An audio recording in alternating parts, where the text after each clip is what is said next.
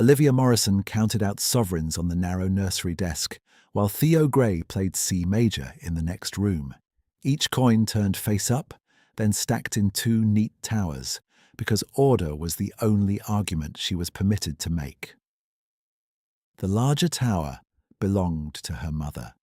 She folded the bank draft with hands that did not tremble, slipped it into the addressed envelope, and pressed sealing wax with the plain brass thimble she used for mending cuffs. Through the half-open door she could hear Theo's left hand lagging behind the right, then correcting, then lagging again. The pattern had become familiar over 2 years, and familiarity had its own mercy. She could not alter the terms of Celia Morrison's letters, but she could teach a boy to breathe before difficult passages and to keep playing when his fingers betrayed him. "Again from bar 9, Master Theo," she called. His voice drifted back, soft and obedient. "Yes, Miss Morrison." Olivia set the envelope beneath her ledger, where Thursday obligations waited in their proper column, and crossed into the practice room. The morning light in Hartmir Lodge always struck the cracked ivory keys at an angle that made damage look deliberate, as if age had laid down its own notation. Theo sat very straight on the bench, fair hair falling over his brow, shoulders lifted to his ears in expectation of correction. She touched 2 fingers to the center of his back until his spine eased. "Your breath first." He inhaled, shallow and quick. "Not battle breath," she said. "Garden breath." That earned a small exhale that almost became a smile. He began again, and this time he reached bar 12 without freezing. Olivia marked the measure in chalk on the fingering slate propped above the keyboard. She did not praise too quickly. Praise, like pedal, must be used with discretion. When he finished, she passed him a folded linen cloth for his hands and sent him to arithmetic with Mr. Dobbs. Only when his footsteps faded did she return to the desk and address the envelope in full script. Mrs. Celia Morrison, Montague Square, London. The first letter had arrived 3 days after Olivia entered Hartmir with 1 carpet bag and no maid. It had contained congratulations phrased as inventory and an instruction phrased as law. "You will forward half your wages on Thursday. Your sister's school account remains my discretion. Sentiment is expensive." The wording had not changed since. She took the envelope downstairs herself rather than ring for footman service, passed through the servants' hall and paused at the kitchen door to leave a tray of tea where the stable lads would find it on their return. Mrs. Beale, the cook, looked up from bread dough and clicked her tongue in habitual disapproval at Olivia's mended cuff. "You ought to leave such things to me, miss." "You ought to let me earn your disapproval properly," Olivia replied. Mrs. Beale suppressed a smile and pushed a heel of warm bread toward her. Olivia tucked it into her pocket for later and crossed the courtyard toward the postbox by the side gate, where frost still held in the mortar shadows, though the sun had risen. The iron lid fell shut with a decisive sound. By the first Thursday of every month, her body knew that sound before she heard it. Hartmir Lodge carried hierarchy in its architecture. Family rooms opened wide, panelled and sunlit, while the nursery wing where Olivia slept narrowed into practical corridors with low ceilings and stair treads worn to hollow curves. She preferred the wing. It asked less performance. Her room contained a narrow bed, a washstand, 2 pegs, and the carpet bag she had brought from London, still unpacked in spirit even when emptied in fact. She kept her father's old music folio beneath the mattress to flatten warped pages. At night, she read Celia's instructions beside a candle stub and answered in receipts. After luncheon, a footman delivered another letter embossed with the Morrison crest, as if wax might disguise coercion. Olivia waited until Theo had been settled with copywork before she broke the seal. "Your transfer is £2 short. Correct this by Friday noon. Mr. Pike dined with us on Tuesday. He remains willing, provided no further delay. Your sister has improved in Latin composition. Do not interfere with what serves her. Celia Morrison did not waste ink on greetings. Olivia folded the page once, twice, and tucked it between ledger sheets where numbers could domesticate threat. Mr. Pike's name sat on the paper like a stain that did not spread, yet did not lift. He was 40, prosperous, fond of speaking about duty while inspecting women, as if judging horseflesh. Celia had introduced him at Christmas with a hand at Olivia's elbow, and a smile directed at the room rather than her daughter. A practical arrangement, she had called it, after the embarrassment of your previous refusal. Olivia had understood then that refusal itself had become her offence. The man she had refused had scarcely spoken 10 words to her at a spring assembly years earlier, a title and a profile and a proposal conveyed through intermediaries as if she were acreage. She had said no in a voice so calm that even she had been surprised. Celia had called it vanity for months. Now, Celia called it waste. Olivia set the letter down and looked through the nursery window to where Theo crossed the gravel with Mr. Dobbs, satchel thumping his narrow hip. The boy glanced up, saw her silhouette, and raised one hand without breaking stride. She lifted her hand in answer. He did not wave at most people. He did not speak to most people unless spoken to twice. At 8, he already carried silence like an overlarge coat someone else had chosen for him. A knock sounded at the open doorframe. Mrs. Harrow, the housekeeper, stood precise as stitched linen, keys glinting at her waist. Miss Morrison, Mrs. Gray requests that Master Theo attend tea in the small drawing room at 4. Guests from the parish. Mrs. Gray was Mr. Gray's widowed aunt, installed at Hartmir to manage its social obligations and ceremonials, and she guarded that domain with a dowager's exacting pride. Of course. Mrs. Harrow's gaze dropped, not rudely, to the folded Morrison letter on the desk. Household eyes observed everything and commented on little. The comment came now in the most neutral possible register. London keeps close accounts. It does. Mrs. Harrow inclined her head and withdrew. Olivia watched her go, then drew the blotter over Celia's letter and moved to the cabinet where she kept manuscript paper rationed by week. 4 sheets remained until month's end. She smoothed each one on the desk and thought, not for the first time, that control could be exercised more elegantly with pen and account book than with raised voice. Bruises announced themselves.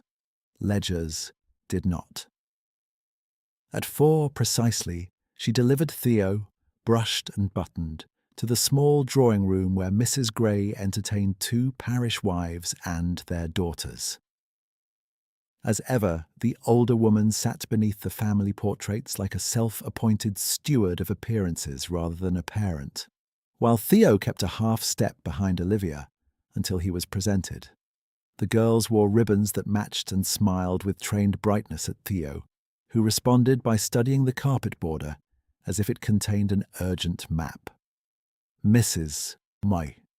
Gray accepted him with distant approval and spoke to Olivia without meeting her eyes. He must not cling to the schoolroom, Miss Morrison. Society begins early. Yes, ma'am. When one of the girls asked whether Theo would perform at the Christmas musicale, he pressed his thumb into the seam of his sleeve until the knuckle whitened. Olivia stepped forward as if to adjust his collar and placed 2 fingertips briefly against his wrist, counting his pulse with him, as she had taught. 4 beats in, 6 beats out. He is preparing with care, she said. He will appear when ready. Mrs. Gray's expression did not alter, but she did not contradict her. That evening, Olivia took supper in the servants' hall after the family had finished. She sat near the end of the table, ate stew gone thick with cooling, and listened to talk of feed prices, chimney soot, and a cousin's new baby. Ordinary concerns, spoken plainly, soothed her in ways she could not explain to anyone who had never lived under a constant audit of worth. When the scullery maid dropped a plate and flushed scarlet at the crack, Olivia bent to gather the pieces first and wrapped the girl's finger in a strip of apron before Mrs. Beale could begin her scolding. "Thank you, miss," the girl whispered. "Carry from the base next time." "Yes, miss." Later, in her room, Olivia balanced her ledger on her knees and recalculated the missing £2. She could send it by selling the silver hair comb she had not worn since leaving London. She could mend Theo's winter cuffs one more time, rather than order new wool, and use the allowance difference. She could teach an extra hour to the vicar's daughters on Saturdays, if Mrs. Harrow approved use of the practice room. Options arranged themselves in columns, because columns did not ask permission to exist. The candle hissed as tallow pooled. She unfolded Celia's letter again and copied, in a separate hand on plain paper, the single line that mattered for legal records, should records ever be required. "You will forward half your wages on Thursday." Then she wrote her reply. "Transfer corrected by Friday noon. Regarding Mr. Pike, I decline.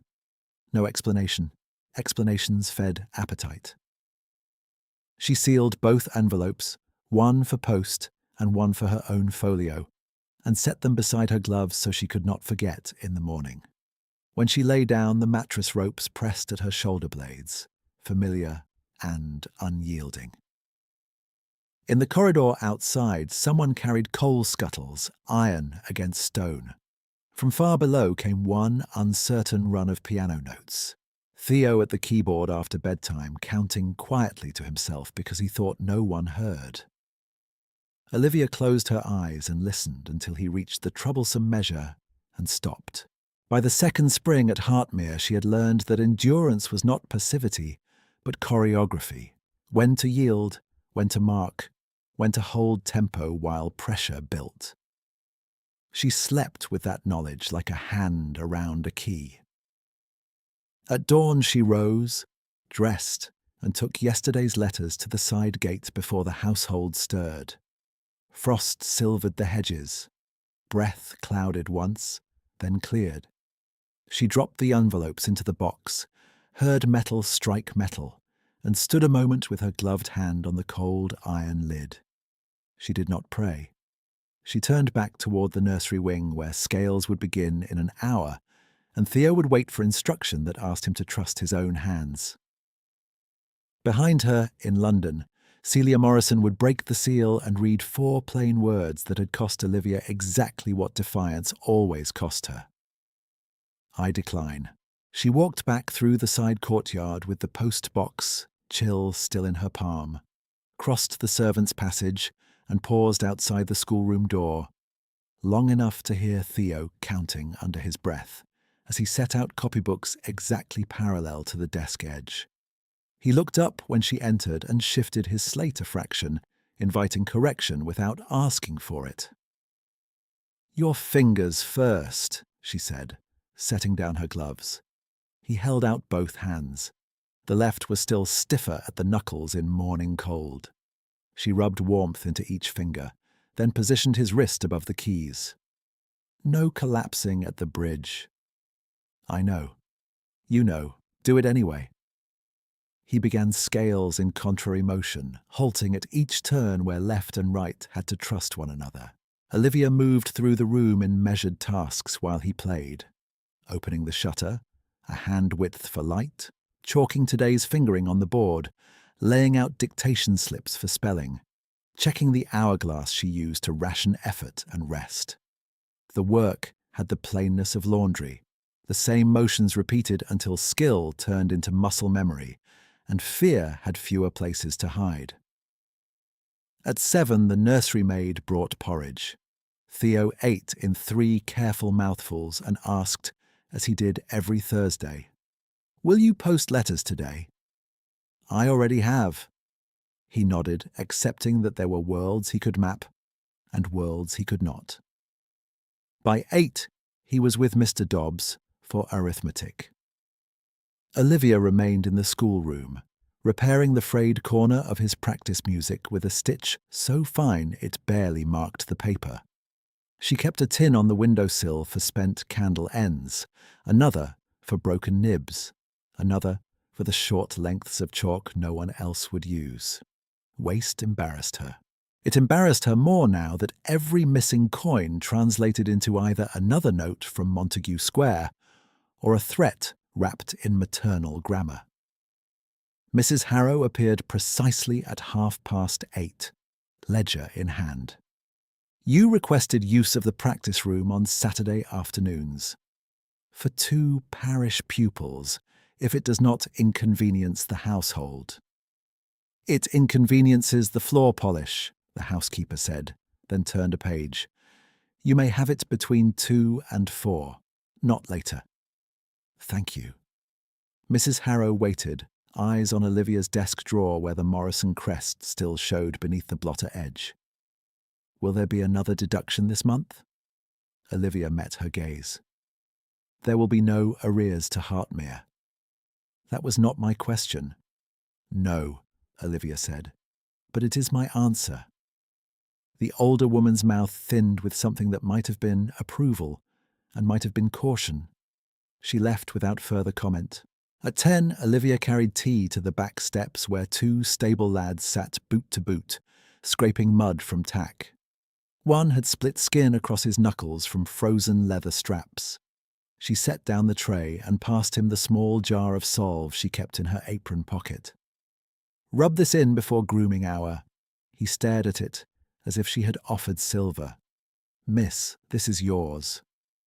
It is now yours until your hand closes properly. The second boy, older and bolder, grinned. If Mr. Pritchard sees us idle, then stir the tea while you sit. That counts as labour. He laughed once, brief and startled, and obeyed. In the kitchen passage, Mrs. Beale caught sight of the empty tray and shook her head. You cannot mother every creature who limps. I am not mothering, Olivia said. I am preserving grip strength. Mrs. Beale snorted and handed her a folded parcel wrapped in cloth. Heel of yesterday's loaf, and do not pretend you had luncheon when I saw your plate untouched.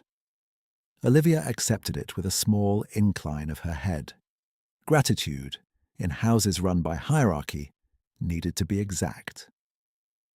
By the 3rd Thursday of April, Hartmir's routines had arranged themselves around her as if she were another clock in the corridor, punctual, audible, and not discussed.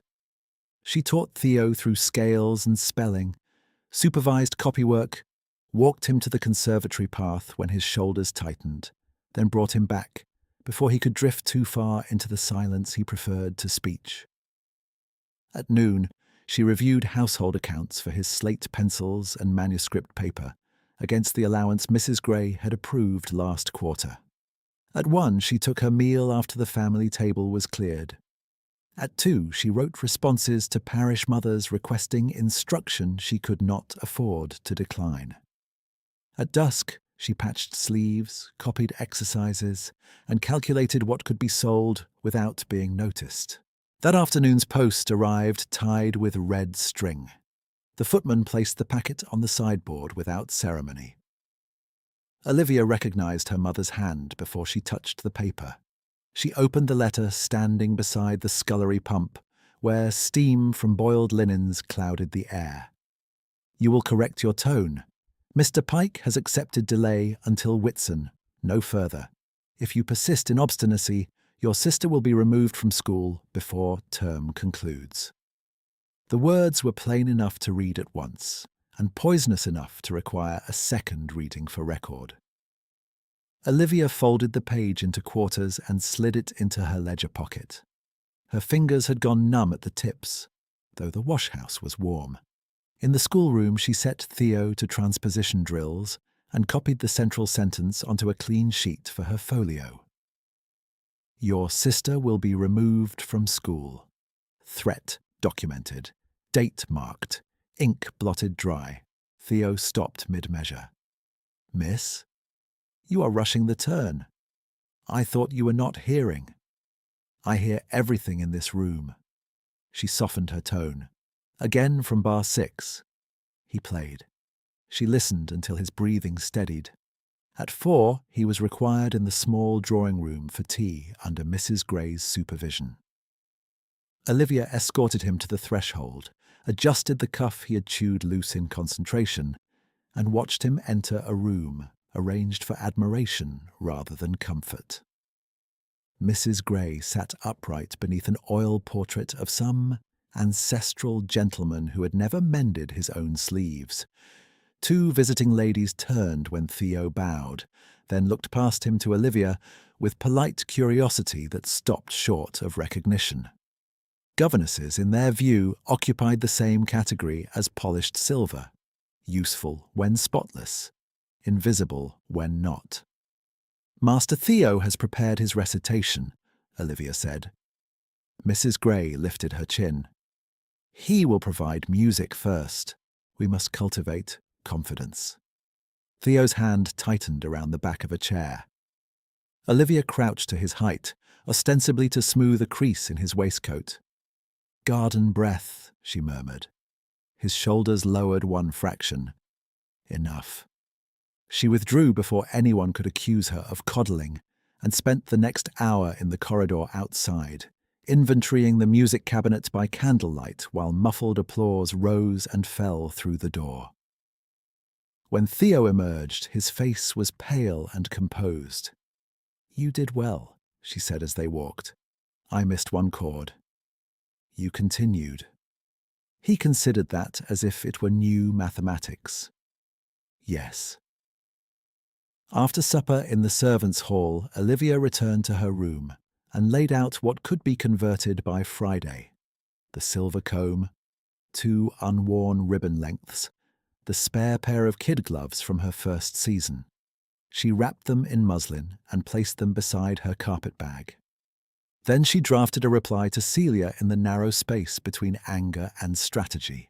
"Transfer will be corrected. I will not marry Mr. Pike. No embellishment. No plea." She was sealing the envelope when hurried steps sounded in the corridor, too heavy for nursery staff and too fast for Mrs. Harrow's measured pace. A maid stopped at Olivia's door without knocking. "Miss Morrison, Master Theo is in the practice room and will not leave. Mrs. Gray says you must come at once." Olivia rose immediately, wax still soft on the seal, and followed the maid downstairs by the back stair. The practice room door stood open. Theo sat at the keyboard in full evening clothes, cheeks flushed, striking the same 2-note interval with increasing force, as if certainty could be beaten into ivory. "Master Theo," Mrs. Gray said from across the room, voice clipped, "this display is unacceptable." He did not answer. He struck the interval again, and this time his left hand slipped flat, producing a sour cluster that made him flinch, as if from reprimand he had not yet heard. Olivia crossed to the bench and put 1 hand lightly over his wrist. "Stop." He froze. "Look at me." He turned, eyes bright with humiliation. He did not have language to confess. "The ladies are gone," she said. "No one is watching." They heard it wrong. They heard a child learning. They heard me fail. She waited until his breathing hitched, then steadied. Failure is stopping. A presence settled in the doorway behind them. Olivia sensed it first in the room's altered silence. Servants straightening, Mrs. Gray cutting off her own next sentence. She turned. A man stood just inside the threshold, hat in hand, coat still carrying road dust. He was taller than she expected, broad-shouldered without theatricality, his expression composed to the point of severity. His eyes were dark grey, attentive and unsparing, the eyes of someone accustomed to being obeyed and not always pleased by it. Mrs. Gray recovered first. "Adrian, we did not expect you until tomorrow." I finished in town sooner. His voice was low, spare. He looked past his aunt to Theo, then to Olivia's hand, still resting over the boy's wrist. What happened? Theo stared at the keys. Mrs. Gray answered for him. Overstimulation at tea. Miss Morrison indulges these episodes with breathing exercises and sentimental language. Olivia rose, stepping aside so father and son could see each other clearly. Master Theo was asked to perform without preparation. He corrected himself and then perseverated on one error. The man's gaze shifted to her fully now. Miss Morrison. Mr. Gray. He moved into the room and crouched beside Theo, not touching him, merely aligning himself to the child's line of sight. Show me the interval. Theo played it, uneven. Mr. Gray watched once, then glanced up at Olivia. What did you tell him when the hand tightened? She answered without hesitation. Pressure is not guidance. For a beat, his expression changed very slightly, as if some private calculation had reached a surprising result. Then he inclined his head once. Thank you, he said. Pressure is not guidance. The words landed with the force of recognition she could not immediately place. Years earlier, in a ballroom corridor bright with chandeliers and colder than January, she had spoken that exact sentence to a titled intermediary who informed her that refusal would be considered imprudent. She had not repeated it since. She had not written it. She had not, to her knowledge, offered it in this house. Theo tried the interval again, softer. This time the notes aligned. Mr. Gray stood. We will attempt no more tonight. Mrs. Gray drew herself taller. If he is to be presented at Christmas, he must accustom himself to scrutiny. He will be presented when he is ready, Mr. Gray said, still looking at Theo. Not when callers are bored. The rebuke was mild in volume and absolute in effect. Mrs. Gray's lips compressed. She did not reply. Olivia collected Theo's discarded gloves, placed them in his hand, and nodded toward the corridor. Wash, then bed. Yes, Miss Morrison. He passed his father with a brief upward glance that held longing and caution in equal measure. Mr. Gray touched his shoulder once as he went by. The boy did not pull away.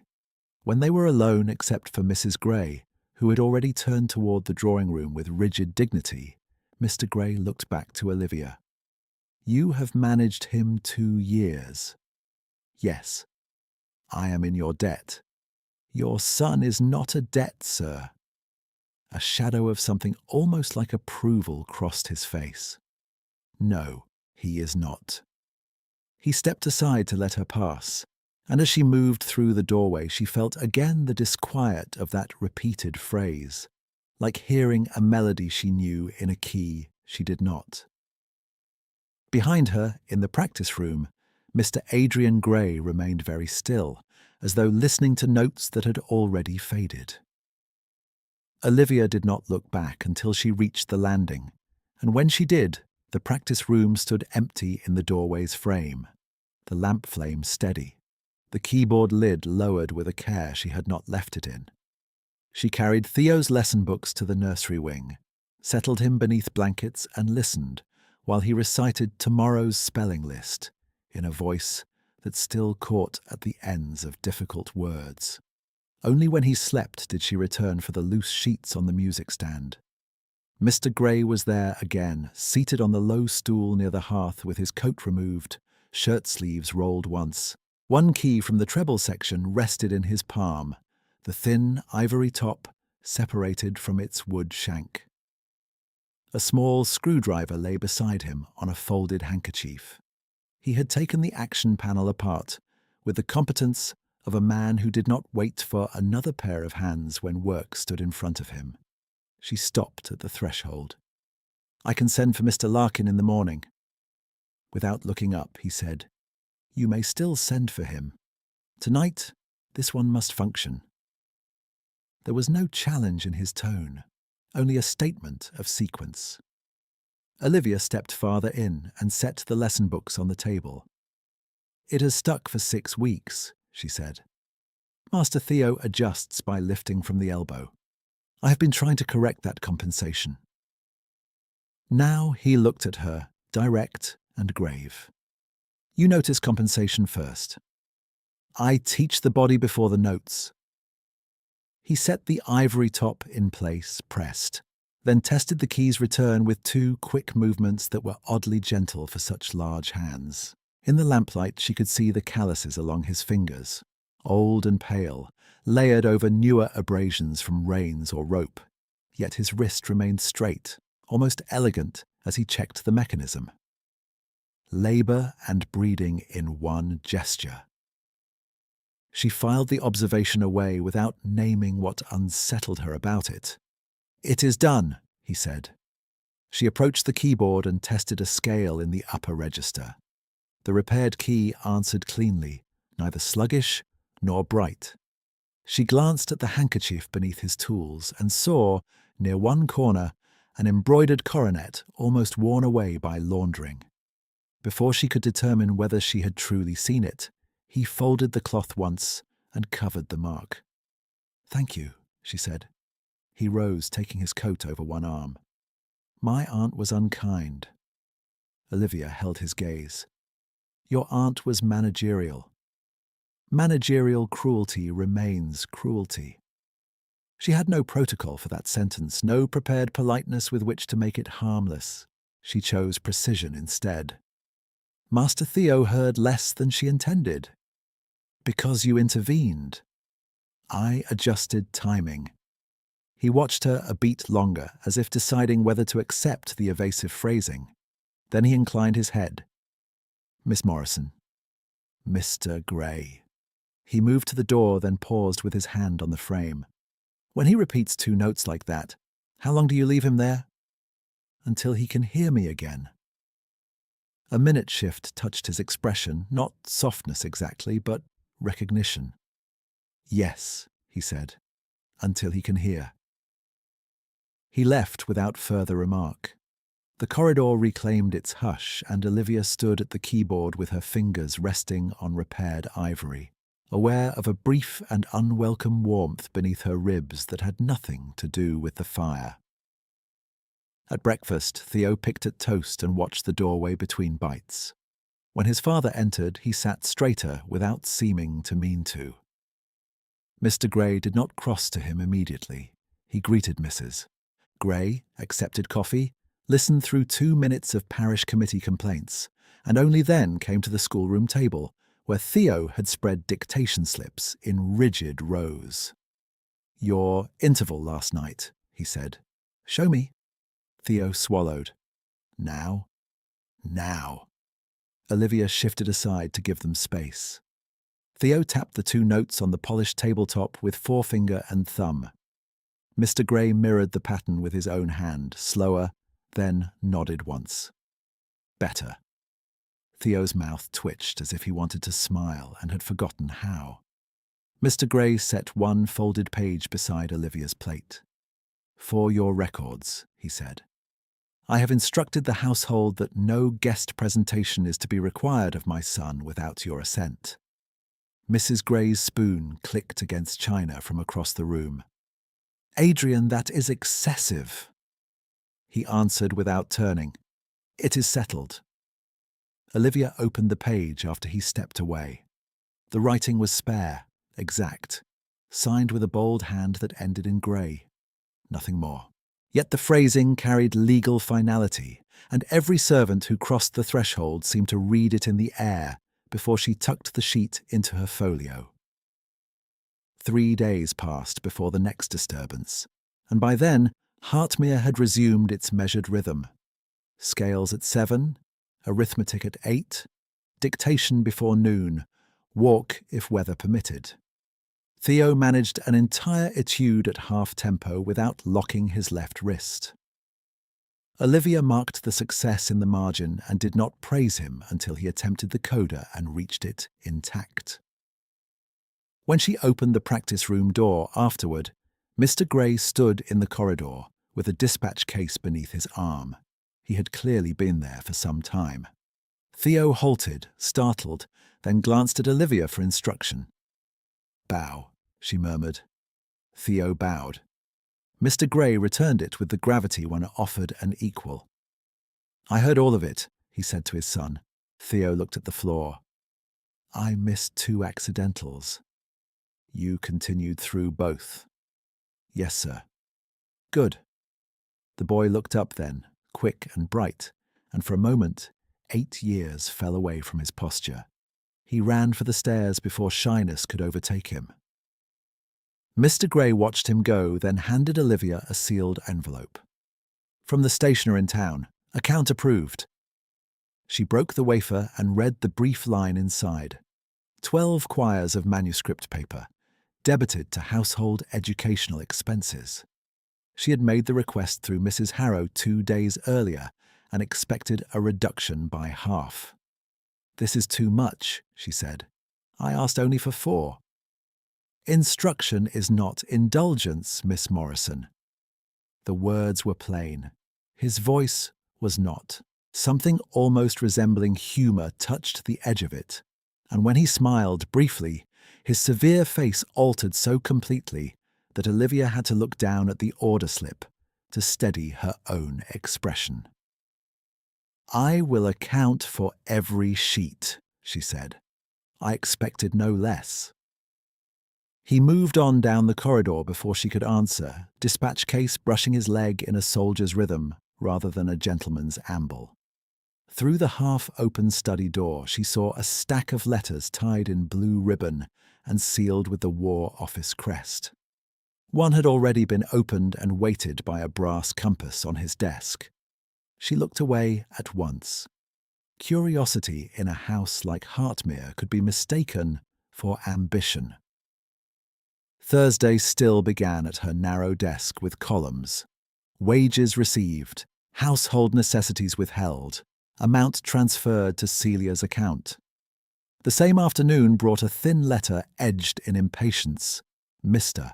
Pike," she wrote, remained willing until Whitsun, and if Olivia persisted in obstinacy, her younger sister would be removed from school without delay.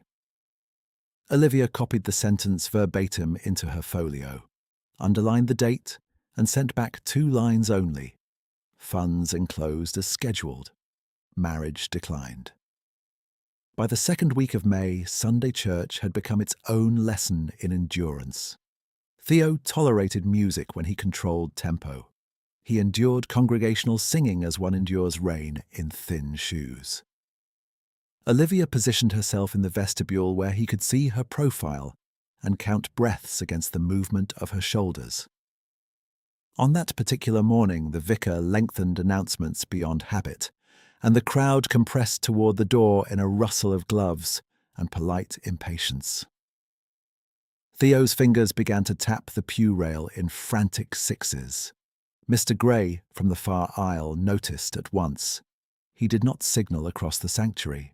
He simply shifted position, drew 2 parish gentlemen into a quiet exchange near the main exit, and created a narrow channel beside the side door where pressure thinned before the crush began. No command was spoken, yet men twice his age stepped where he indicated as if accustomed to his direction. Olivia guided Theo into the cleared space. Outside, under the stone portico, the boy bent forward with both hands on his knees, breathing too quickly. "Garden breath," she said. Mr. Gray removed his gloves and handed one to Theo. "Count seams," he told him. Theo traced the glove stitching with his thumb and forefinger, one ridge at a time. His breathing slowed to match the pattern. Olivia had never used that method. She watched, memorizing. "Thank you," she said quietly.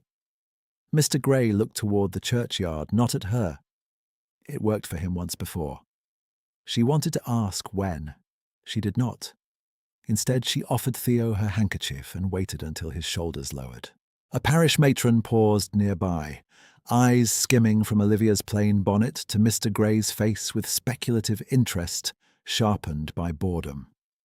Mrs. Gray, descending the steps, intercepted the woman with practiced social fluency and carried her away on a tide of weather remarks. Olivia exhaled. Mr. Gray glanced at her then, one brief sideways look that held, unexpectedly, understanding. "Shall we walk the long path home?" he asked Theo. Theo nodded without lifting his head. They took the gravelled route around the east meadow, where lambs pressed against fence rails, and wind moved through young beech leaves with a paper-dry whisper. Olivia walked on Theo's left. Mr. Gray kept to the right. They spoke little. At the fork by the conservatory wall, Theo released a breath that almost sounded like relief, and asked whether he might practice before luncheon. Olivia said yes. Mr.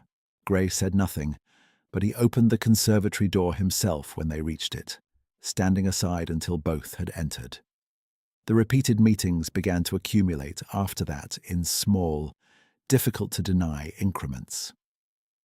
In the conservatory, after lessons, Olivia often found him at the long table with account books and military blue dispatches spread in geometric order. He never invited conversation and never dismissed her presence.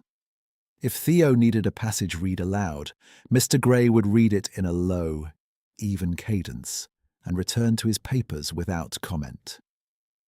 If a servant hovered uncertainly at the threshold, balancing trays or waiting for signatures, one glance from him arranged the room into motion. Once, while rain struck the glass roof in hard diagonals, a new footman entered with a coal scuttle and addressed him as "Captain." Before catching himself, silence tightened. The boy flushed. "Mr. Gray, sir. Forgive me." "Mr." Gray signed the ledger the footman held and returned it. "Your memory outruns your judgment. Slow both." "Yes, sir." No rebuke followed. The footman departed visibly steadier than when he had entered. Olivia kept her eyes on Theo's fingering chart, though every nerve had sharpened. Another afternoon she arrived to find the conservatory's far door jammed. Theo pushed against it with his shoulder and failed.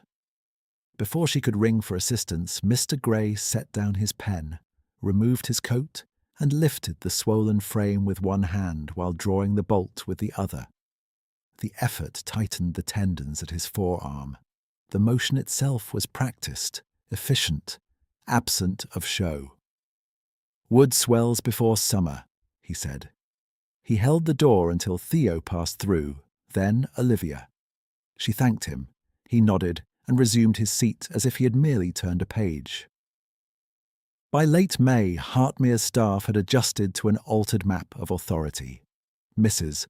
Gray still presided over calls and menus, but any decision touching Theo's instruction passed through Olivia's desk and returned with Mr. Gray's terse approvals in the margin.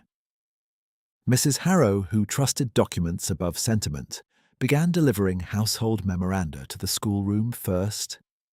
Mrs. Beale sent up tea without being asked on afternoons when lessons ran long. Even Mr. Dobbs, proud of his arithmetic domain, conceded 15 extra minutes twice a week for hand strength exercises after seeing Theo hold a quill without cramping.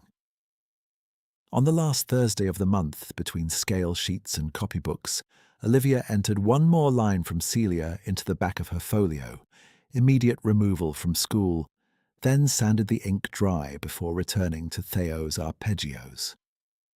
One evening, as dusk settled violet across the inner court, Olivia carried corrected copybooks toward the nursery stair and heard voices through the half-open blue study door. She would have passed without listening, but her own name arrested her motion. "She is efficient," Mrs. Gray was saying, tone flat as polished stone. "Yet you permit too much latitude." A pause. Then Mr. Gray. "I permit competence." "Governesses become presumptuous when indulged." Another pause. Longer. "Miss Morrison has not asked for indulgence." Olivia moved on before she heard more, pulse loud in her ears for reasons she did not inspect too closely. In her room, she set the copybooks down, unpinned her collar, and stood at the narrow window while swallows cut dark arcs above the kitchen roof. She had been called many things in houses like this: useful, plain, suitable to purpose, occasionally difficult. Competent felt almost intimate by comparison, and therefore dangerous. The next morning she entered the practice room to find a parcel on the bench wrapped in brown paper and twine. No card. Inside lay a metronome of polished walnut, not new but finely made, its brass pendulum calibrated in crisp black numerals. Theo touched it as if touching a reliquary. "For me?" he asked. "For the room," Olivia said. From the corridor came Mr. Gray's voice, measured as ever. "For the room." Theo looked from one to the other, then set the pendulum in motion. Tick-tock, tick-tock. His left hand fell into time with it almost immediately. Olivia met Mr. Gray's eyes across the boy's bent head, and in that brief, unguarded beat, each recognized the other's method without naming it. No grand assurances, no speeches, only tools placed quietly where they were needed most. She turned to the keyboard. "From bar 9, Master Theo." "Yes, Miss Morrison." The metronome marked the measure. Outside, the house moved through its customary hierarchy of bells and footsteps and doors. But within the practice room, the tempo held. The metronome marked a patient corridor through Theo's hesitation, and Olivia kept him inside it for another half hour, counting under her breath when his left hand began to flatten and tightening the tempo only when his shoulders remained low. Mr. Gray did not enter again. She heard his tread once in the passage, then the distant shut of the blue study door. When the lesson ended, Theo touched the walnut case as if to thank it, then looked at her with unusual directness. "Will this make me ready by Christmas?" "It will make you honest," she said, closing his score. "Readiness follows honesty more often than fear." He absorbed that in silence, then nodded and went to copywork. Olivia gathered the manuscript sheets, set the metronome in the cabinet, and paused with her hand on the latch. The keyboard Theo used each day had served long beyond grace. The repaired treble key answered now, but the action remained uneven, and the resistance in the middle register asked more force from his weaker hand than she wanted him to spend. Technique could compensate only so far. After that, the instrument itself became instruction, and poor instruction left marks. At luncheon, she requested a written estimate from Mr. Larkin, the town tuner. By evening, it arrived by messenger, regulation and re-weighting for the Hartmir pianoforte, plus optional acquisition of a smaller practice clavier with lighter spring tension. The figure at the bottom sat larger than her monthly personal allowance, and very much larger than what Mrs. Gray considered reasonable for the nursery wing. Olivia carried the estimate to the small drawing room at the appointed hour, waiting until Mrs. Gray had finished dictating invitations before she spoke. "Ma'am, I request approval for alterations in the practice room. Master Theo's left hand would benefit from a lighter action." Mrs. Gray accepted the paper, read the bottom line first, and returned it without comment for several breaths. "The Christmas musicale remains 6 months away." "Yes, ma'am." "Then 6 months of discipline is what he requires." "Discipline is already present." Mrs. Gray's gaze sharpened. "You imply neglect." "I imply mechanism." The older woman folded her hands. "No further expense this quarter, Miss Morrison. Mr. Gray has already authorized excessive manuscript orders. You will adapt with what we have." Olivia inclined her head. "As you direct." She left with the estimate folded into 4 precise squares, and no visible alteration in pace. In the corridor outside, she stopped only once, near the tall window overlooking the east lawn, and pressed the paper flat against the glass with her thumb until the crease held. That night she recalculated her ledger by candlelight, then took out the small velvet purse she kept beneath the mattress. Inside lay 3 coins, 1 cufflink from her father's discarded set, and the narrow gold bracelet he had given her on her 19th birthday when she first performed publicly. The clasp was plain, the engraving finer than fashion now preferred. O.M., one initial nested in the other. She had worn it at assemblies, at lessons, and through the first winter at Hartmir beneath her cuff, where no one saw it. She sat with it in her palm until the candle burned low and did not allow herself any ceremony over the decision. In the morning, she would travel to town with the parish pupils. She would call first at Mr. Larkin's workshop and then at Marsh and Della on King Street, where discreet transactions were conducted behind green baize and no questions were asked if cash was clean. By the second week of June, the household had entered haymaking rhythm, and Saturday errands drew less scrutiny than weekday absences.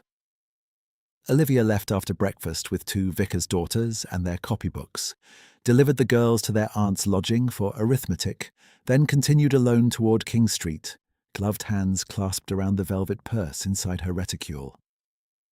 Marsh and Della smelled of polish and old wool. A bell sounded once as she entered. The clerk behind the counter had a pen tucked behind one ear and eyes trained to appraise without staring. "Good morning, miss. To pawn or to sell?" "To pawn," she said, with option to redeem. He spread a square of black cloth and waited. Olivia removed the bracelet, laid it down, and watched him lift it with tweezers as if testing not value but resolve. "Hallmarked, good weight, minor wear at clasp." He named a figure, lower than memory, adequate for purpose. She did not bargain. "I will accept." He wrote a ticket, tore it cleanly, and pushed both ticket and notes toward her. 3-month standard, extensionate fee. Olivia folded the pawn ticket twice and slid it into the inner seam of her glove rather than her purse. She counted the notes once, thanked him, and stepped back into daylight, with her wrist unexpectedly light beneath the cuff. At Mr. Larkin's she paid half in advance for reweighting and regulation, with explicit instruction that work be done while Theo walked with Mr. Dobbs, so the boy would not feel singled out as a problem to be solved. For the optional instrument she chose the smallest practice clavier in his storeroom. Walnut case scarred but sound, keys narrower, springs gentler. Delivery to Hartmir's side entrance, no fanfare. Receipt made out to Miss O. Morrison. Private tuition supplement. "Will the household steward object?" "Mr." Larkin asked, dipping his pen. "It will not pass through the steward." He gave her a long look, then wrote as instructed. "Tuesday morning, then." When she collected the vicar's daughters later, one complained of sums and the other of ink on her sleeve. Olivia listened, corrected posture, and kept her own voice even. By the time they returned to Hartmir, she had arranged the explanation she would give if questioned. Temporary loan, pedagogical trial, no charge to family accounts, facts only. Tuesday arrived with ordinary bells. At 10, while Theo copied dictation with Mr. Dobbs in the schoolroom, Mr. Larkin and his apprentice entered by the side door, carrying felt rolls and tool cases wrapped in canvas. Mrs. Harrow met them in the passage, eyebrows raised at the invoice. "Private charge?" the housekeeper asked quietly. "Yes." "Mrs." Harrow looked from the paper to Olivia's face and back again. "Then it proceeds through no household ledger." "Correct." A beat, then a small nod. "The practice room is yours until noon." The men worked swiftly. Hammers were adjusted, key dip levelled, escapement corrected where friction had forced Theo's wrist to compensate. The smaller clavier was placed near the window with its own narrow bench.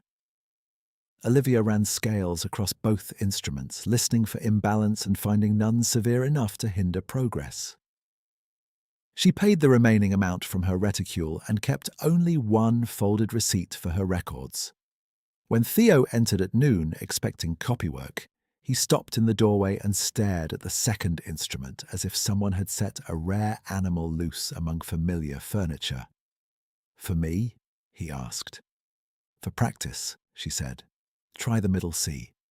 He approached cautiously, pressed, then tried a 5-note pattern with his left hand. The movement came easier, less guarded. "It does not fight," he said, astonished. "Neither should you." He played again, then again, each repetition more certain, and for the first time in weeks his hand remained rounded through an entire phrase. Olivia marked fingerings while he worked, disguising her own relief in instructions about wrist height and articulation. He did not ask where the clavier came from. Children who had learned to measure adult moods often accepted gifts as weather. Welcome, unexplained, potentially temporary. She would not burden him with cost. At 1:30, as she reached for chalk on the desk, her glove slipped. A narrow rectangle of paper slid free and landed near the metronome. She moved to retrieve it at once, but another hand reached first. Mr. Gray had entered without sound, dispatch case still in his left hand. He looked down at the ticket long enough to read it. Marsh and Della. Item pledged, gold bracelet. Redemption terms 3 months. Olivia held out her hand. "Thank you, Mr. Gray." He placed the ticket on her palm. His expression remained unreadable. Theo appears steadier. The altered action helps. And the second instrument? A temporary adjustment. His eyes moved to her bare wrist, then back to her face. "I see." She waited for inquiry, admonition, perhaps the formality of reimbursement offered as charity. None came. He nodded once toward Theo, who was deep in a left-hand exercise and had not looked up. "Continue," he said, and left as quietly as he had entered. The door settled shut. Olivia tucked the ticket back into her glove and resumed instruction without pause. Summer lengthened. Theo progressed. The stubborn interval that had once triggered spirals of repetition became merely difficult, then manageable, then ordinary. On evenings when household calls ran late and the lower corridors filled with laughter meant for guests, Olivia remained in the practice room with Theo and the metronome, guiding him through passages that demanded patience rather than brilliance. She sent her usual transfer to London each Thursday.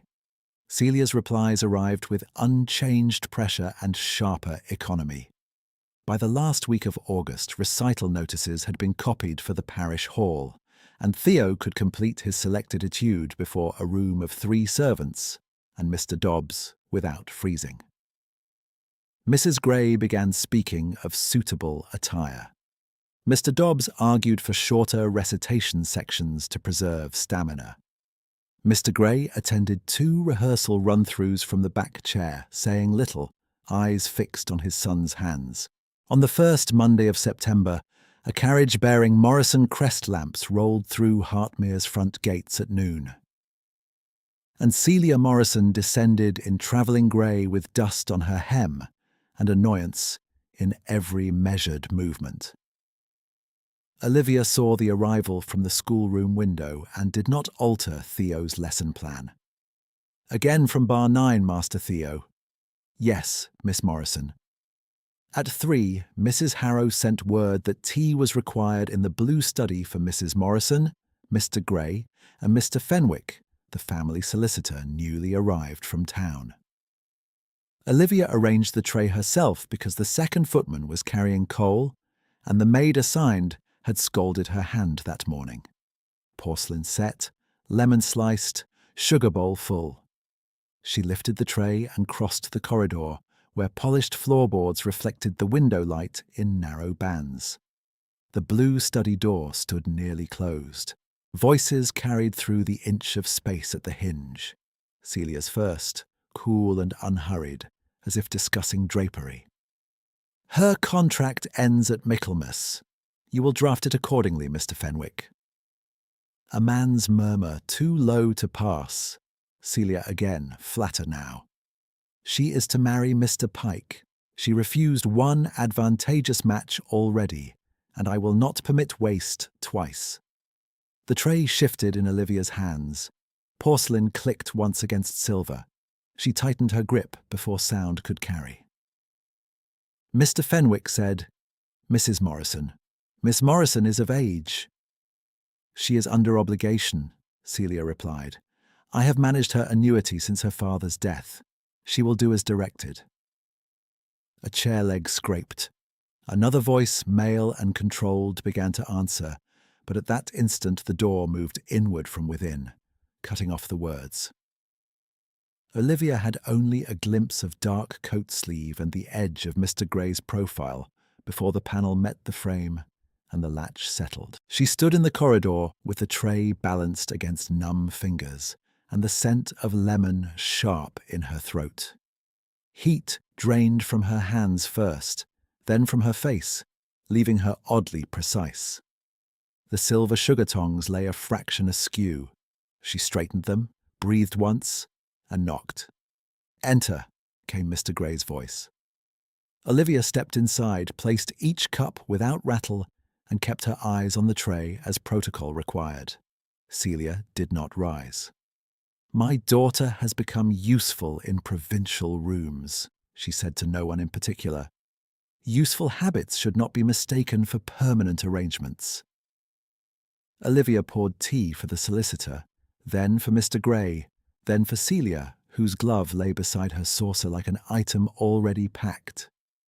Mr. Fenwick accepted his cup with visible discomfort. Mr. Gray said nothing while she served. When she had finished, she inclined her head. Will there be anything further? Celia looked directly at her for the first time that day. You will remain available this evening. We have details to settle. Olivia's voice did not move. As you wish. She lifted the tray and left. The corridor seemed longer returning than crossing. At the sideboard, she set down the tray and found that her right hand had left a faint crescent in the skin of her left, where she had gripped too hard. No blood, only blanching that slowly coloured back. She flexed each finger once, twice, until sensation returned. Dinner required her presence because Theo ate better when she sat in sight at the end of the room. Celia appeared in changed silk and spoke with Mrs. Gray about parish subscriptions. Mr. Fenwick had departed. Mr. Gray arrived late, took his seat, and asked Theo about scales in a tone so even that no outsider would hear strain. Theo glanced between adults, reading currents without map. I reached the coda, he said. That is good, Mr. Gray replied. Mrs. Gray asked whether the recital date had been confirmed. Celia answered before Olivia could. Miss Morrison's calendar is being revised. Family decisions must take precedence over local amusements. Theo's spoon stopped mid-air. Olivia reached for the water jug and filled his glass, before the pause could harden. Your soup cools, Master Theo. He resumed eating. No one addressed her directly for the rest of the meal. She neither hurried nor lingered. When Theo finished, she rose with him, offered the required curtsy to the table, and withdrew to the nursery wing where the familiar smells of chalk and lamp oil replaced perfume and polished silver. In the practice room, she set his score on the stand, positioned his fingers, and began the exercise exactly where they had left it that afternoon. Tick-tock, said the metronome. He played through the opening bars, stumbled, and looked up. Miss, did I do wrong? No, she said. You are learning. Her own hands were steady now. Only when he turned back to the keys did she feel the delayed tremor move, once through her wrists and pass. The metronome ran down with a soft, mechanical sigh, its final tick swallowed by the room's lamplight. Olivia closed Theo's score, set his pencil parallel to the margin line, and told him to wash before bed.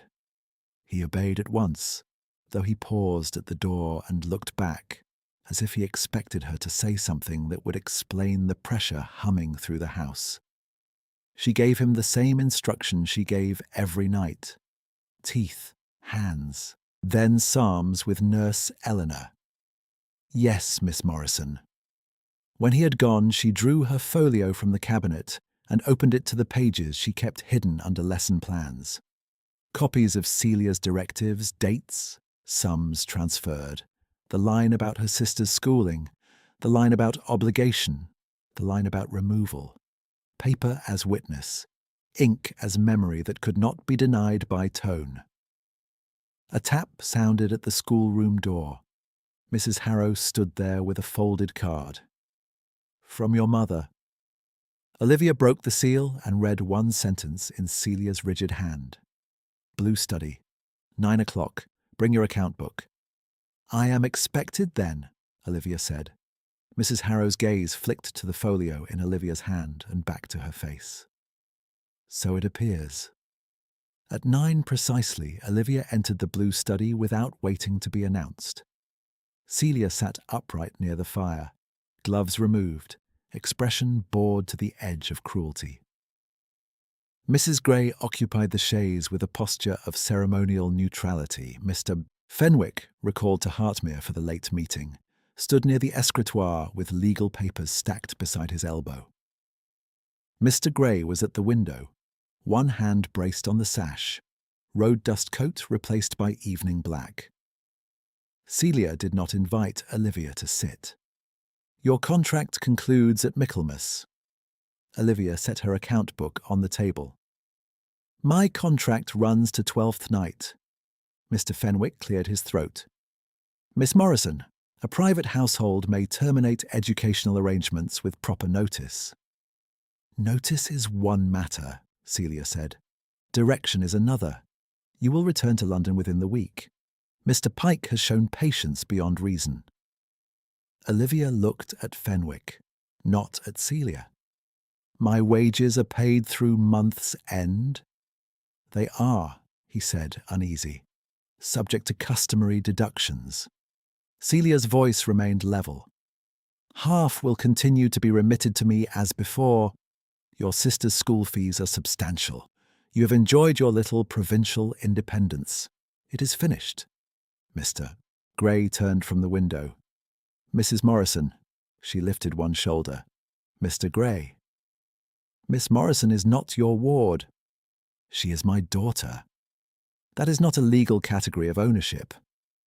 Mrs. Gray shifted on the chaise, displeased by the sharpness, but not interrupting.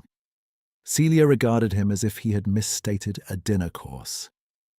You are kind, sir, but naive in domestic realities. Olivia has obligations. She has indulged a childish refusal once. I will not permit waste twice. Olivia felt the old instinct to explain rise like a reflex, and refused it. She opened her account book, removed one folded sheet, and placed it before Fenwick. Please read the final line. He adjusted his spectacles. Regarding Mr. Pike, I decline. Celia's mouth hardened. A flourish, nothing more. Olivia laid 3 more copied lines beside it. You will forward half your wages. Your sister will be removed from school. She is under obligation. Those are your letters, Olivia said. In your hand. Celia did not glance down. And Mr. Gray spoke before Fenwick could. And coercion alters any arrangement it touches. Celia gave a short, almost amused exhale. You are not a magistrate, Mr. Gray. No, he said, but I can read. The silence that followed was brittle enough to cut. Mrs. Gray set down her teacup with controlled precision. Adrian, this is not a matter for tonight. It is a matter for now. Celia rose. Then now is simple. Olivia, you will leave Hartmir tomorrow after breakfast. Your trunk will be sent on. Mr. Pike calls on Tuesday. You will be prepared. Olivia answered without raising her voice. I own no trunk. Celia blinked once, irritated at being forced to process fact. Then your bag. Olivia lifted her account book and folio. As you wish. She inclined her head to the room at large and walked out before anyone dismissed her. Her steps did not quicken until she reached the nursery stair. 3 hours later, she stood in her small room with the carpet bag open on the bed, choosing by weight and use. 2 dresses. 1 serviceable walking skirt, undergarments rolled tight, father's folio, ledger, copy of her references, the pawn receipt still hidden in glove lining. She left behind the extra shawl, the chipped china cup, the 2nd pair of shoes with split soles. She removed the plain brass thimble from her mending basket and slid it into the bag's side pocket because mending followed her everywhere. She wrote 2 letters by candle stump. The first to Mrs. Harrow, brief and formal. Resignation effective immediately. Gratitude for practical kindnesses. Educational notes enclosed for Theo's next fortnight. The second to Mr. Gray, equally formal and no longer than 6 lines.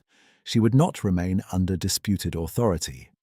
Theo's recital preparation was indexed in blue ribbon order. She accepted full responsibility for the private instrument expense and requested it be sold if unsuitable. Then she wrote a third to Celia. I refuse all funds attached to Mr. Pike. I will not return to London. Do not write to me except regarding my sister's direct welfare. She signed only her name. At 12:30, she crossed the dark nursery passage and entered Theo's room. He slept on his side, one hand tucked beneath his cheek, curls damp at the temples. On his bedside table lay the walnut metronome key, which he had begged to keep overnight for luck, and the paper star chart he used to track practice days. Olivia set her revised lesson index beneath the chart and touched 2 fingers lightly to the blanket over his shoulder, a gesture too small to wake him. In the corridor below, a board creaked. She lifted her carpet bag and descended. Celia stood in the entrance hall as if she had been waiting there an hour, travelling cloak already fastened, jaw set in pale certainty. A single lamp burned by the front door, turning marble to watered gold. So, Celia said. Dramatics. Olivia moved toward the side passage. You will use the front, Celia said. If you insist on spectacle, do it properly. Olivia did not alter course. Celia stepped into her path. Listen to me carefully. You have no position without my sanction. No respectable household will keep a daughter who defies her mother publicly. Mr. Pike offers security. You will be grateful before winter. Olivia met her eyes. Celia's were the same blue as hers, colder by habit. I do not return. 4 words, nothing more. Celia's face went flat with contained fury. Then your sister pays. Olivia's fingers tightened once on the carpet-bag handle. If you touch her schooling, I will place every letter you wrote me before the magistrate. You would ruin your own name. I am done borrowing yours. For the first time, Celia's composure slipped by a fraction. She moved as if to seize the bag. A new voice stopped her. Stand aside, Mrs. Morrison. Mr. Gray stood at the foot of the main stair, coat thrown over nightclothes, expression carved from restraint. He did not raise his tone. He did not need to. Celia looked from him to Olivia and back again. You overstep. He held her gaze. In my hall, I choose the boundary. A long beat passed. Then Celia stepped aside, not yielding but recalculating. Olivia inclined her head to neither of them and walked out through the side door into the thin autumn dark. The parish lane was chalk white under starlight. She kept to the hedge line, carpet-bag striking her knee in steady rhythm, breath clouding ahead of her. At the schoolhouse gate she knocked once, then twice. A lamp flared inside. Mrs. Kent, the schoolmistress, opened in wool wrapper and bonnet cap, surprise sharpening into concern. Miss Morrison? I beg pardon for the hour. You said in July that if your assistant left before winter, you might need another pair of hands. Mrs. Kent studied her face, then the single bag. He has left.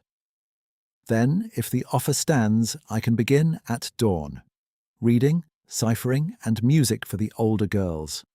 I require a bed and ordinary board. I can provide references. Mrs. Kent opened the door wider without another question. Come in before you freeze. The room beyond smelled of ink, soap, and banked peat. 3 narrow cots lined the wall where assistant teachers slept during term. Mrs. Kent pointed to the empty one and handed her a folded blanket. Tea is cold, she said, but still tea. Olivia set down her bag and accepted the cup. The first swallow tasted of tannin and relief so abrupt it nearly hurt. Cost had arrived already, plain as the coarse blanket and lower wage she would now take. Liberation arrived with it, equally plain. By dawn, the church bell had not yet struck when Olivia stepped out into the pale blue morning and crossed to St. Jude's steps with her gloves in one hand. She intended to leave 2 letters in the parish box, one to the school that held her sister's account, requesting fee statements sent directly to Olivia henceforth. One to Mr. Fenwick, asking certified copies of any trust instruments mentioning her name. Someone stood in the church shadow, hat in hand, coat dark against the stone. Mr. Gray. No escort, no carriage, no household insignia. He descended 1 step as she approached and stopped at respectful distance. Miss Morrison, Mr. Gray. He looked as if he had not slept. His voice when he spoke was very steady. I am not Adrian Gray. I am Adrian Vale, Marquess of Ashford, the man you once refused, and Theo is my son. The words landed quietly, without flourish, and rearranged 2 years of observation in a single stroke. The calloused hands with command posture, the staff's reflexive obedience, the War Office dispatches, the footman's aborted captain, the embroidered coronet folded under his tools, the phrase from a ballroom corridor she had thought lost to memory. Olivia did not move.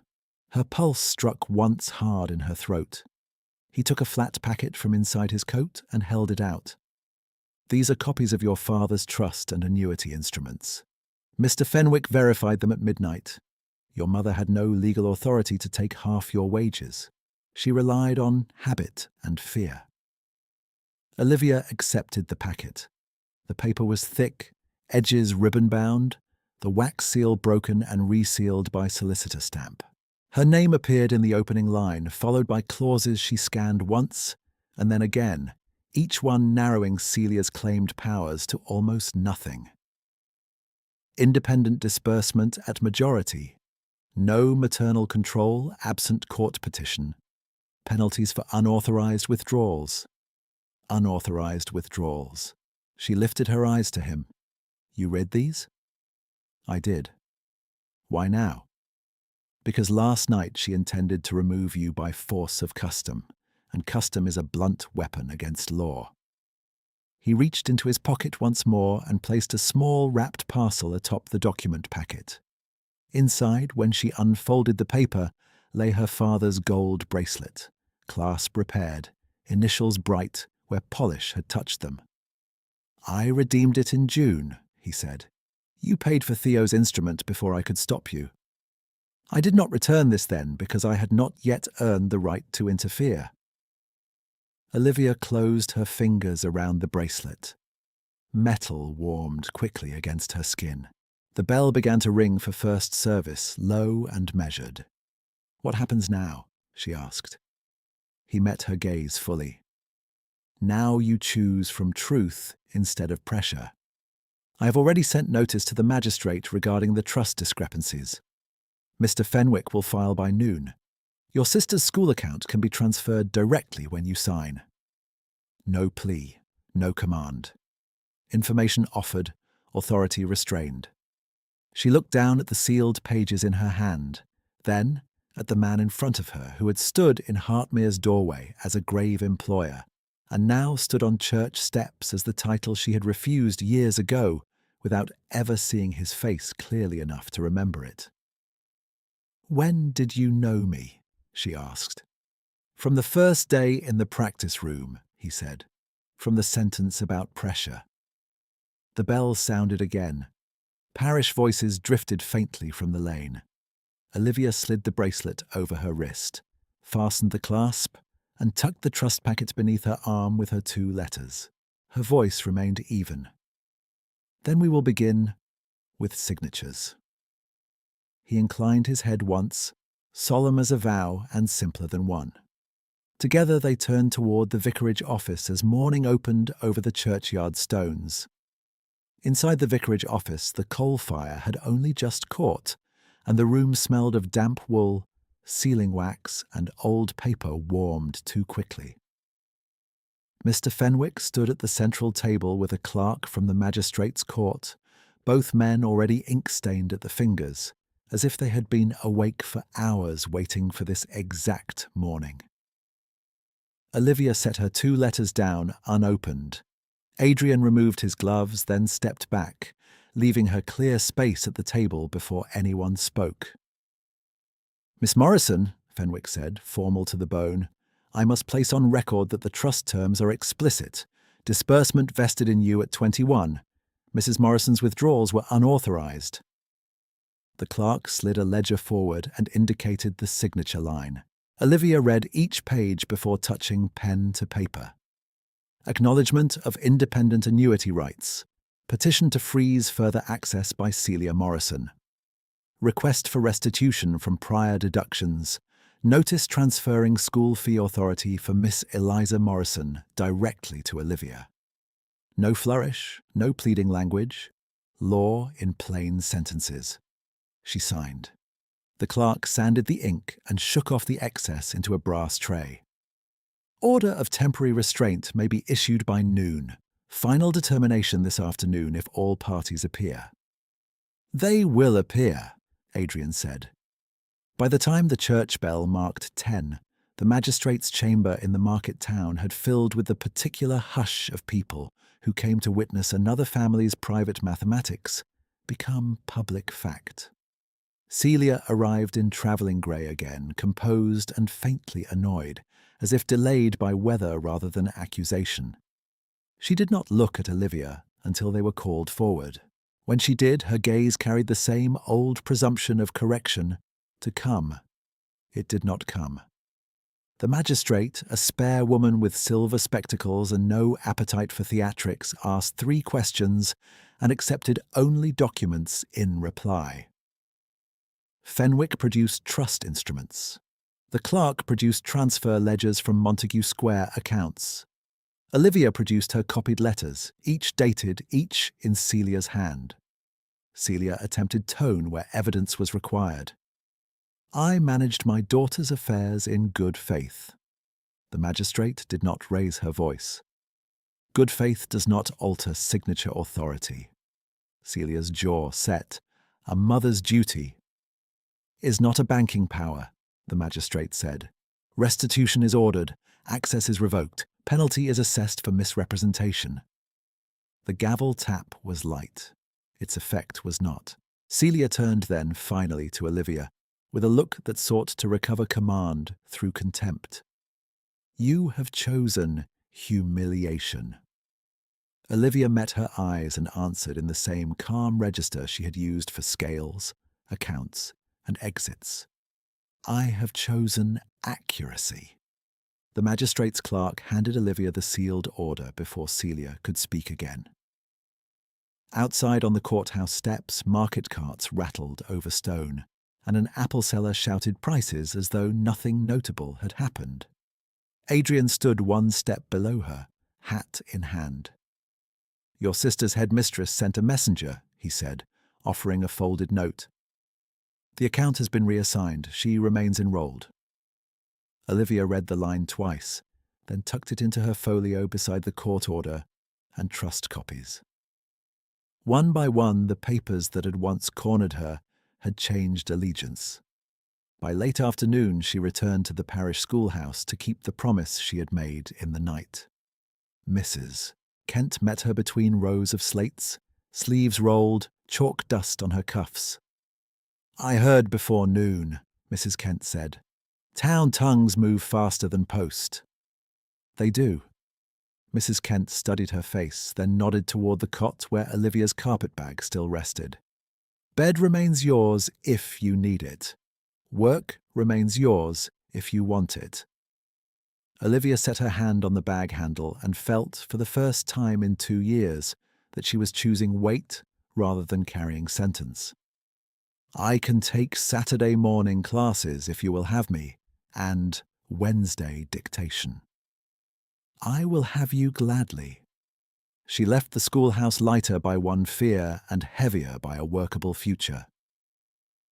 At Hartmir that evening, Mrs. Harrow received her in the side passage, as if she had never left, though the housekeeper's keys were arranged in a different order at her waist, and her eyes held something steadier than caution.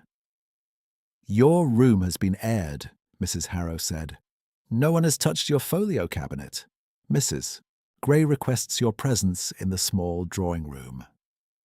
Mrs. Gray was standing beneath the ancestral portraits with a letter opener in one hand and a stack of unanswered invitations in the other.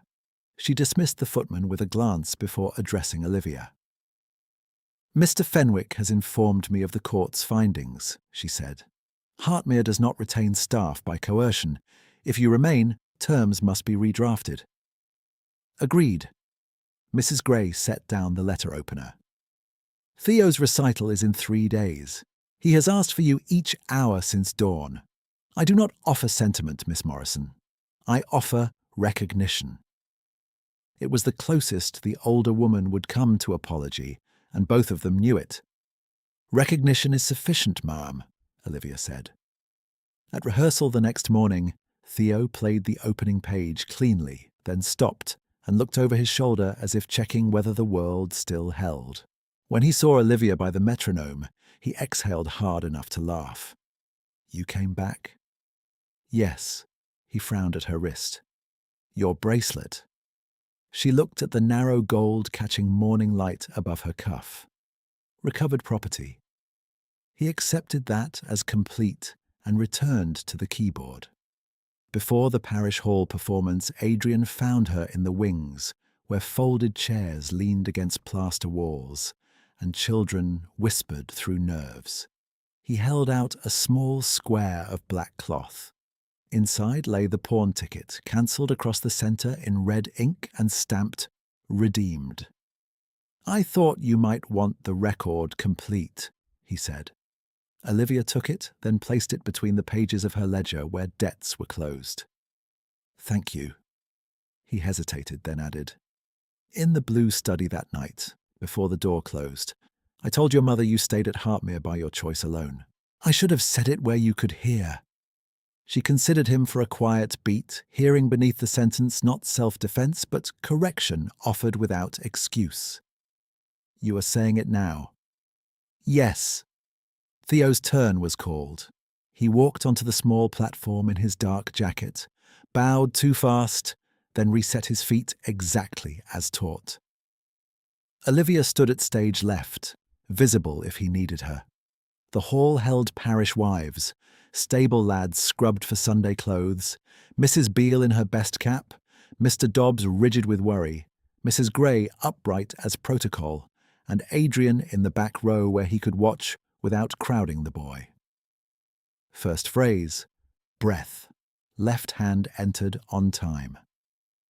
At the old treble measure, Theo's wrist tightened for one instant. He looked toward the wing, found Olivia's profile and eased. The passage opened under his fingers. He reached the coda. He finished on a chord that rang clean through the rafters. There was applause, warm and prolonged, but Theo heard only one sound first. His own breath, steady. He bowed again, properly this time, and came off stage with his eyes bright and unbelieving. "I missed one inner note," he said. "You continued," Olivia replied. From the hall doorway, Mrs. Beale wiped her hands on her apron and muttered to no one, "Well done, all of them." then pretended she had been speaking of tea service. 2 days later, Hartmir's long-closed music salon opened for the first time since before Theo's birth. Dust sheets had been stripped from tall windows. The cracked chandelier had been repaired. The old grand had been regulated by Mr. Larkin under Olivia's direct instructions, and Theo's lighter clavier stood near the south wall for student exercises. On the side table lay every document now accounted for: court restitution order, new employment contract naming Olivia Director of Music Instruction for Hartmir and parish scholarship pupils, receipt showing reimbursement for instrument costs, cancelled pawn ticket, and a short note from Eliza Morrison in careful school hand. Latin improved. Do not worry. Mrs. Harrow entered with a lockbox and watched Olivia place the documents inside in tidy sequence. Anything abandoned? The housekeeper asked, practical as ever. Olivia thought of old fears, old obediences. Nothing worth keeping. Mrs. Harrow locked the box and handed Olivia the key. Then it is settled. When evening lowered over the estate and the last servant's footsteps faded down the corridor, Adrian came to the salon doorway without escort. No title announced. No audience gathered to interpret posture. He crossed to the piano bench and rested his hand lightly on its carved edge, waiting until she turned from arranging scores. "Olivia," he said, dropping formality with deliberate care, "Hartmir will keep this room open if you direct it. Theo and the parish children both. You owe me nothing. I'm asking whether you will remain." No pressure. No bargain hidden under courtesy. A question given full weight. She walked to the bench and looked at his hand, broad and marked, the same hand that had repaired keys in shirt sleeves and signed orders that could end arguments in a line. Captain once, Marquess by birth, father always. All the incongruities resolved into one man standing still long enough to be answered honestly. Olivia set her hand beside his on the polished wood, close but not clasped. "I will remain," she said. Outside, somewhere in the nursery wing, Theo began a scale before bedtime, left hand entering without delay. In the reopened salon, Olivia sat at the bench that had never been offered to her before and belonged there completely.